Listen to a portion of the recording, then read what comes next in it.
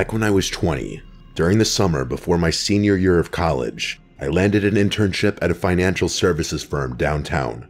It wasn't anything fancy, mostly data entry, spreadsheets, and sitting in front of a computer all day, but it paid decently and it looked great on a resume. There were 7 other interns behind me, and we were all crammed together in this open office section with rows of cubicles that didn't quite give you privacy, just enough to make small talk feel optional. Out of the 7, 5 of them were people I liked, a mix of chill, down-to-earth college students who didn't take the internship too seriously. Another guy, Eric, was the type who treated the whole thing like it was life or death, barely spoke, and was always typing like his keyboard owed him money. But the 7th intern, Alex, was something else entirely. When I first met Alex, he seemed normal enough, maybe a little awkward, but we all were at the beginning. He was tall, thin, kind of pale, and had this mop of dark hair that always looked a little unwashed.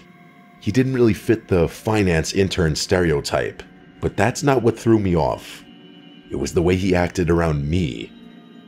At first, it was subtle. He'd pop up at my cubicle during the day, lean over the divider in a way that made him look freakishly tall, like 7 feet tall because the cubicle walls were low, and only his head would be visible above it. He'd tilt his head slightly, grin with a strange frozen smile, and start talking in this deliberately weird voice, like he was trying to sound creepy on purpose.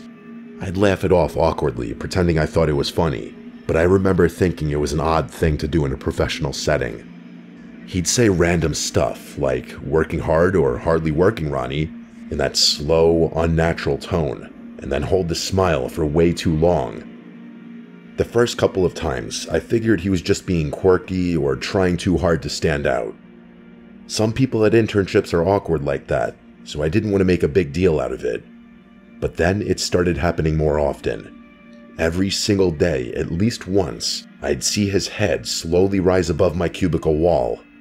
That same stretched grin plastered across his annoying face, and he'd start some bizarre conversation that didn't make sense.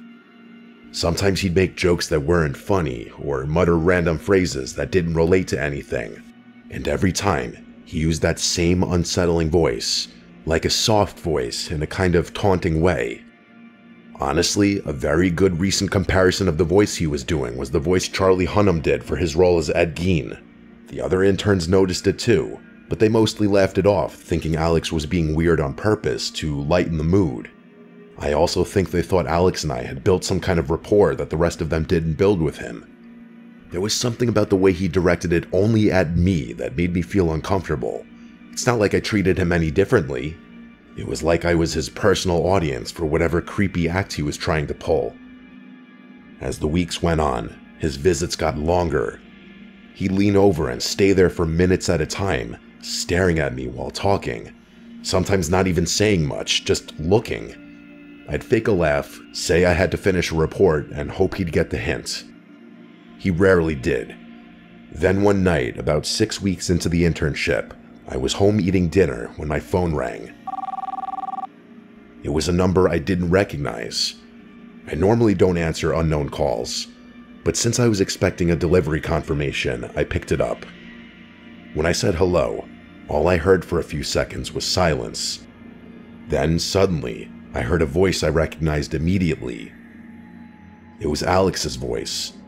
The same forced, creepy tone he always used in the office. He said, "The tide's coming in. Pull your boat out of the water." But this time, his voice was a little louder, almost a yell. He dragged the words out like he was reciting a riddle, and then he burst out laughing this insanely unhinged laugh before hanging up. The thing that made my skin crawl wasn't just the call. It was the fact that I never gave Alex my number, not once. The next thing I did was text the number back, asking if this was Alex. But the text said not delivered, and when I looked it up, it was a landline number. That's when I really started to get freaked out. How did he get my number? Why was he calling me like that? I tried to rationalize it. Maybe he found it through a company contact sheet or something. But even then, the way he said that line didn't sit with me. I couldn't stop replaying the sound of his laugh in my head. It didn't sound like someone joking around. It sounded like he was f***ing with me to the point of trying to actually scare me. This wasn't just goofy behavior anymore. That Monday, when I got to the office, Alex wasn't there. His desk was empty, and I didn't see him all morning. I went to our supervisor, a guy named Martin, and I asked him if Alex might have gotten my number through the company. And Martin was very confused, saying interns didn't have access to employee info like that.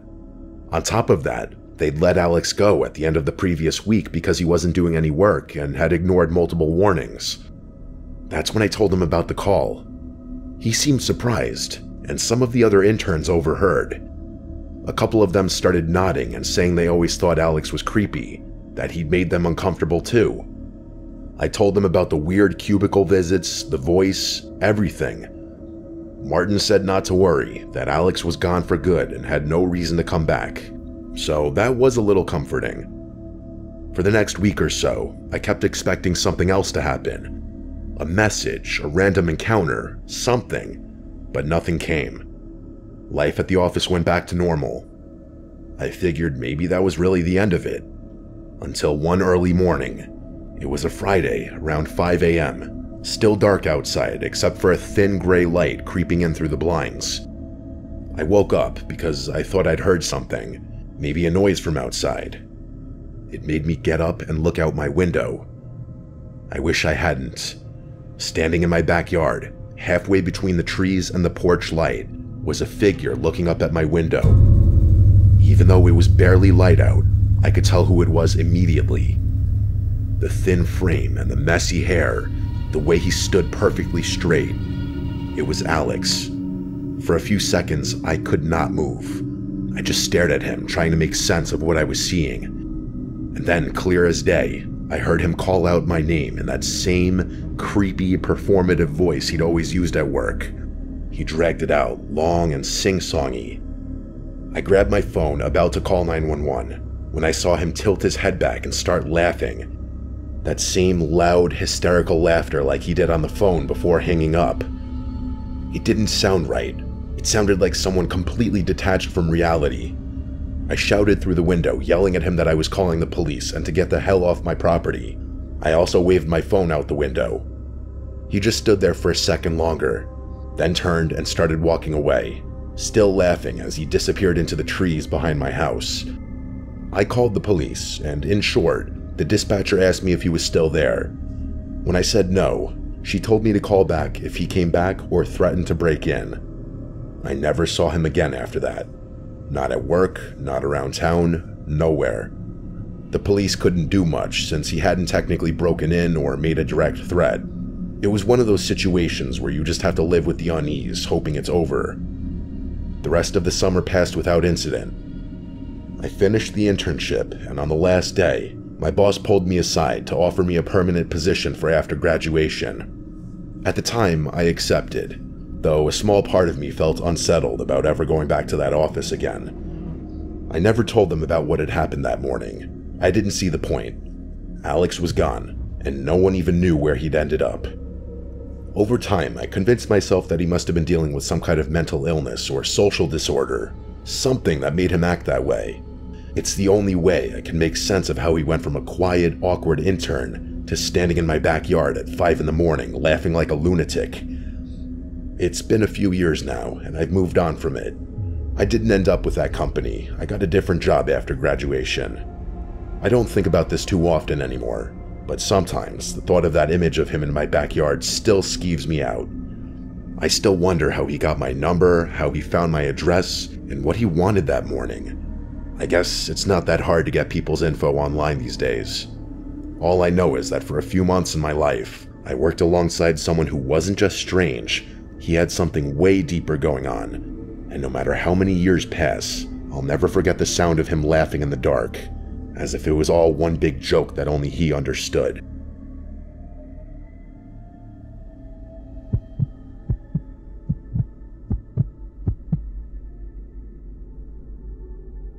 I was 17 when this all happened. It was my first real job, working at a local grocery store in our quiet Vermont town. The kind of town where everyone knew everyone else, and where nothing ever really happened. I liked the job at first. It was simple, and most of my coworkers were friendly. I quickly fell into a rhythm with the cashiers and some of the stock workers, especially during the slow hours when there weren't many customers. When that happened, we'd all gather near the front of the store, just chatting about random stuff like what we watched on TV, making fun of the older, quirkier employees, and complaining about customers, that sort of thing. It was one of the few times during my shifts where I felt like I wasn't just standing behind a register staring at a screen or a blank wall all day. Depending on who was the shift supervisor for the day, it would either be relaxed or more strict. Like if a younger supervisor was working, it would be more chill. People would be on their phones and people would socialize by the front. There was one coworker who I didn't know well at first, a guy named Sean. He was 24, a little awkward, the kind of guy who always seemed like he didn't quite know how to read social cues. He had longer hair, but kind of in the awkward in-between phase, like he was growing it out but didn't quite reach his shoulders yet. He worked in the dairy section, so we didn't interact much at work. He was quiet and polite enough, and I honestly didn't think much of him. Most people just nodded at him when they walked past, and he did the same. But eventually, I was added to a coworker group chat, and he was in it. I didn't think twice about it. It was just a chat for work stuff and dumb jokes, and it seems most of the younger employees were in there. But then Sean started messaging me directly. At first it was harmless. He asked about my shifts, whether I was covering certain days, things like that. But over the next few weeks, it became clear he was trying to get closer. He started asking questions about my personal life, like what music I liked, what I do after work, even little things like what I did over the weekend. Again, I didn't think much of it at first. I mean, people make small talk, right? But the tone was off. Sometimes he'd call me cute in ways that made me uncomfortable. Sometimes he'd make jokes that were slightly flirty. I tried to ignore it, thinking maybe he just didn't know how to behave with girls my age. That's another thing. I was only 17, he was decently older than me, and I don't think anyone else knew he was flirting with me like that.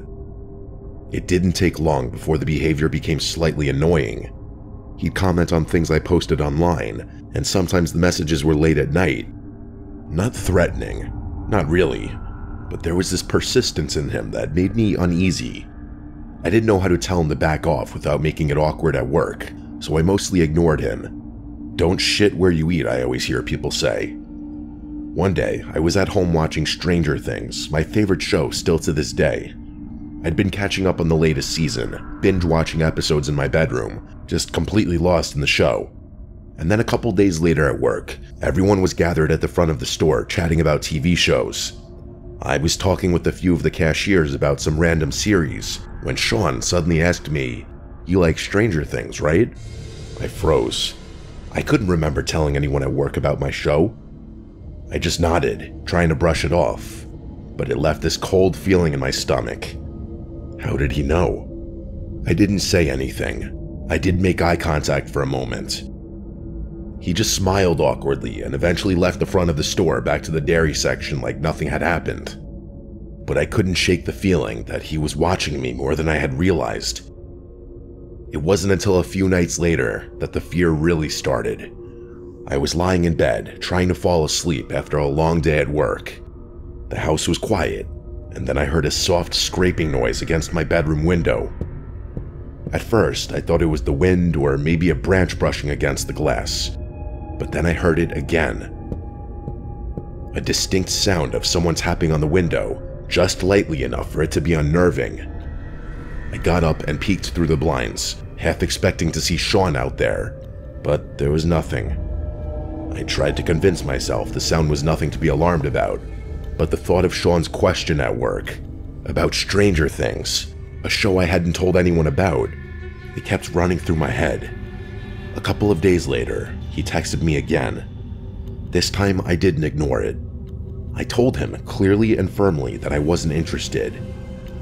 That was when things escalated. Almost immediately, he replied, "Okay, good luck changing your address." I couldn't believe it. In one insane text that he clearly sent before thinking of the repercussions, he proved my suspicions right. I saved the messages and took screenshots. I went straight to my manager and explained everything. My manager was shocked. He told me not to worry, that they'd handle it. I also went with my dad to the local police department to file a report, showing them the messages and explaining the incident with the window, explaining that I suspected Sean might be stalking me.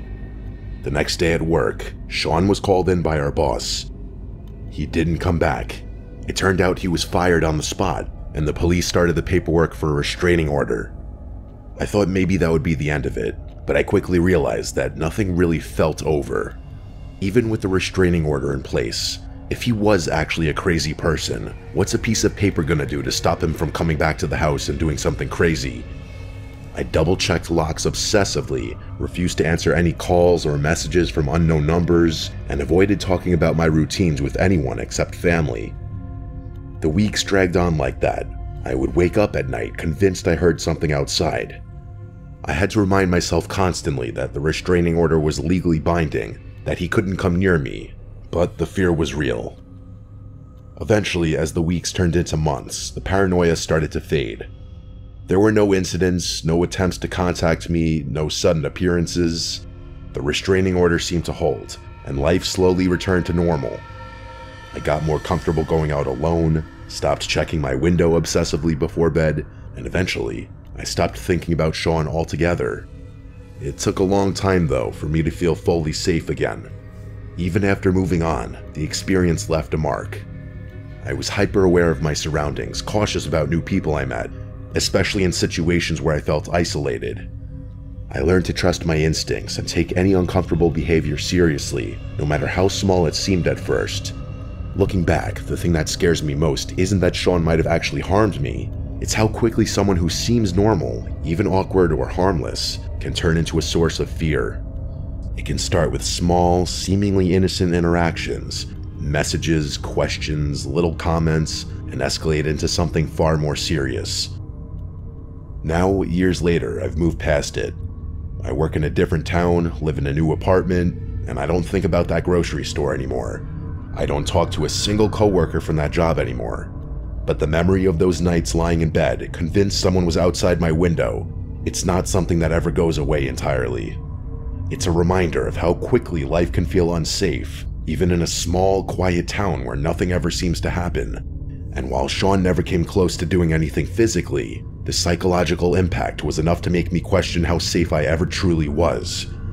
So if you're ever at work and notice a coworker crossing a line, even subtly, take it seriously. Don't brush it off as awkwardness or harmless flirting. It might seem over the top at first, but it could save you from months of fear, or worse. Because sometimes, the danger isn't obvious. But eventually, I did move on. And now, years later, I can look back and say I survived. And that's enough.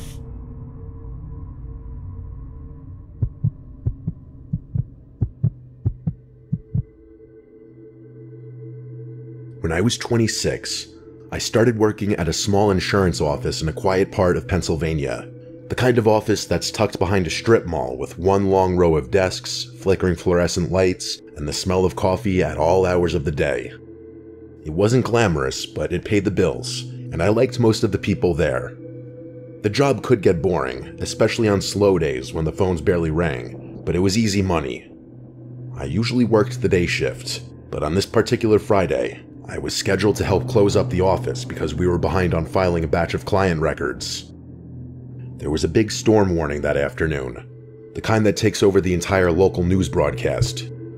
The moment I woke up and looked out the window that morning, I knew it was going to be a dark, stormy day, and around 3 o'clock, the rain started to pour so heavily you couldn't see the end of the street. The thunder came soon after, shaking the windows every few minutes. Honestly, I was personally enjoying the ambiance of the storm. Then the manager decided to let most of the employees leave early before it got worse, but a couple of us volunteered to stay to finish some paperwork. The only other person who stayed was a guy named Tom, who had just started working there about 2 weeks prior. He was in his early 30s, tall, quiet, and sort of off-putting in a way I couldn't describe. I wouldn't say creepy, just strange. He never said much to anyone, but he was always nearby. If I went to make coffee, he'd be there 2 minutes later. If I was restocking paper, he'd show up pretending to do the same thing. I figured he was just socially awkward. When 5 o'clock hit, the storm was in full force. I swear, every few seconds lightning flashed, followed by thunder that made the floor vibrate. The office felt emptier than usual, and the usual hum of lights was replaced by the sound of the storm. Tom was sitting at his desk a few rows down, typing something on his computer that looked like nonsense from where I sat. Every time I looked up, I could see him glancing over in my direction.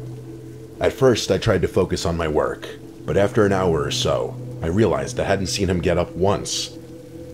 Around 6:30, the power started flickering.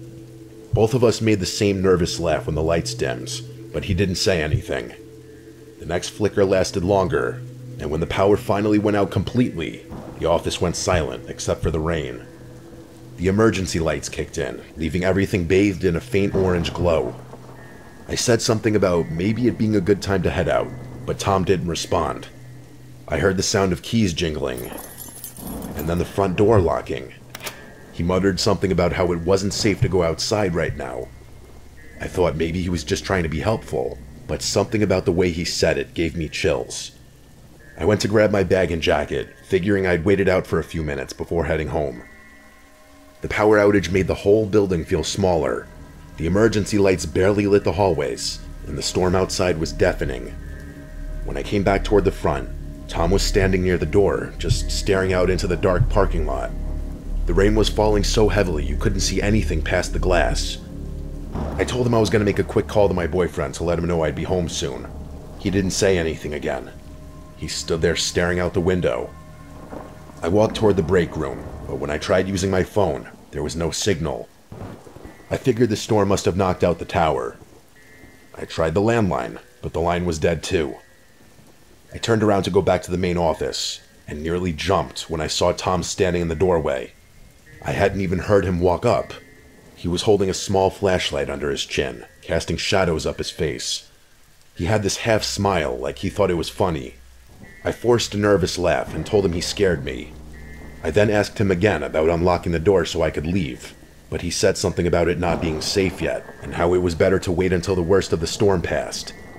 I said fine, but inside I was starting to feel nervous.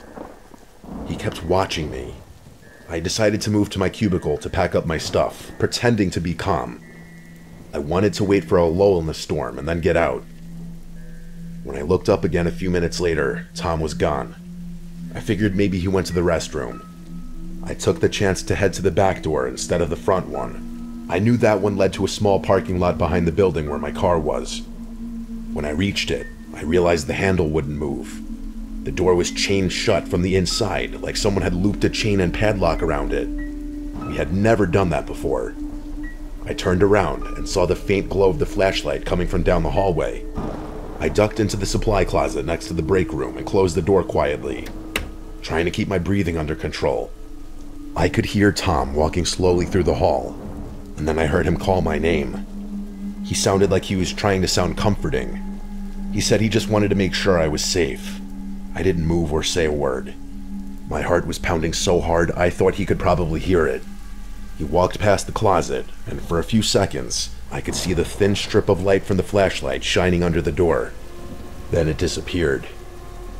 A loud crack of thunder made the building shake. The sound of rain got even louder for a second, and I realized part of the roof above the break room must have been leaking. I waited, I'd estimate 10 minutes before I finally worked up the nerve to open the door a little. The hall was empty. The flashlight beam was gone. I stepped out carefully and made my way toward the front again. When I turned the corner, I froze. The front glass door had been shattered completely. Rain was blowing inside across the floor, soaking the carpet. Tom was nowhere in sight. I hesitated, wondering if he had gone outside, but then I realized this was my only chance. I ran out the door into the pouring rain and sprinted for my car. I didn't even care that I was getting drenched. My hands were shaking so badly I could barely get the key in the ignition. I sped out of the parking lot without looking back once. When I finally got home, I locked every door and sat in my living room shaking, watching the rain pour against my windows. I didn't sleep that night. The next morning, I called the office and told my manager what had happened. He didn't believe me at first, until he got there himself and saw the broken glass. He called the police, who showed up and took a statement from me when I was at the office. They said they'd look into it, but it sounded like Tom had just taken off. His car was still in the lot, unlocked, with the keys sitting on the driver's seat. His phone, wallet, and a few personal items were still inside. The security cameras had been turned off manually before the power outage, which meant he must have done it earlier in the night. Nobody ever saw him again. A few of my coworkers said maybe he had some kind of breakdown, but I couldn't stop wondering if he'd been planning something worse. I quit the job a month later. Even though nothing ever happened after that, I couldn't work in a small, enclosed place like that where I had experienced such a traumatic incident. It just wasn't healthy.